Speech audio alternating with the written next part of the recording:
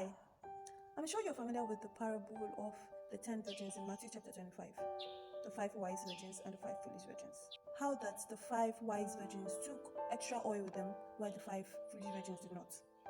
There is a prophecy in this parable that nobody's talking about.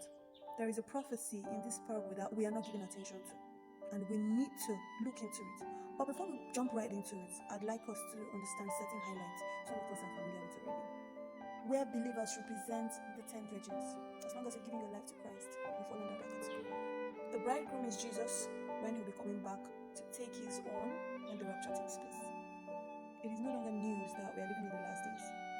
We are living in the last days. We're living in the fourth quarter. The signs are glaring. Iniquities on the high rise. Iniquities abounding. The love of many are asking cold. The 5 wise virgins represent Christians or believers who are constantly building themselves in prayers and the study of the word. Christians who are intentional about prayers and the fellowship of the Spirit, intimacy with the Holy Spirit.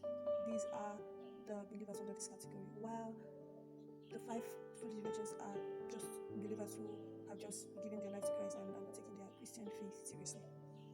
The flask of oil, the extra oil, represents the result of the fellowship one has had with God over time.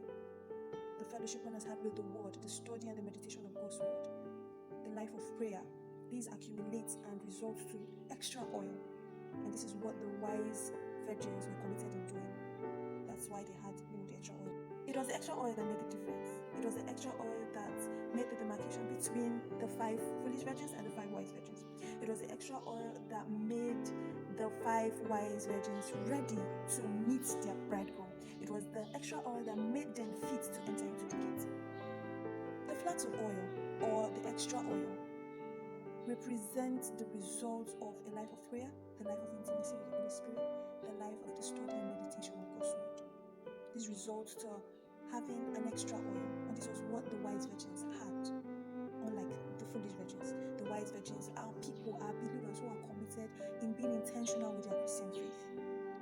Now, having made that foundation laid, let's get into the prophecy I spoke about earlier. Now let's look at Matthew chapter 25 from verse 6, 7, and 8, and I'll read.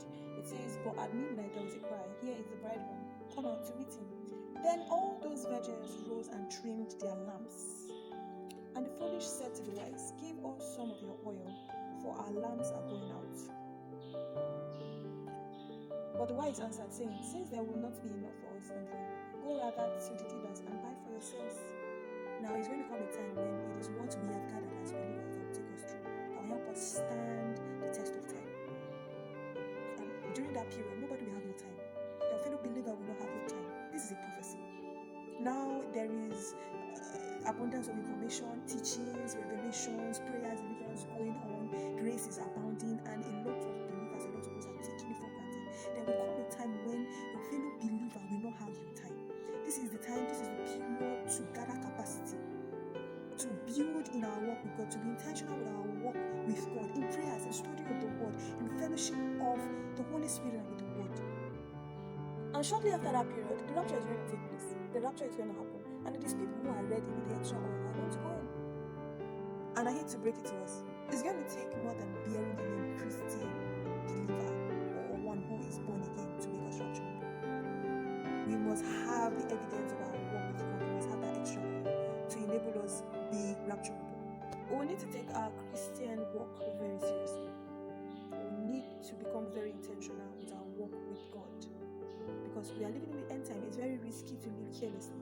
We need to walk circumspectly and redeem the time, because the Lord is nearer than He is before.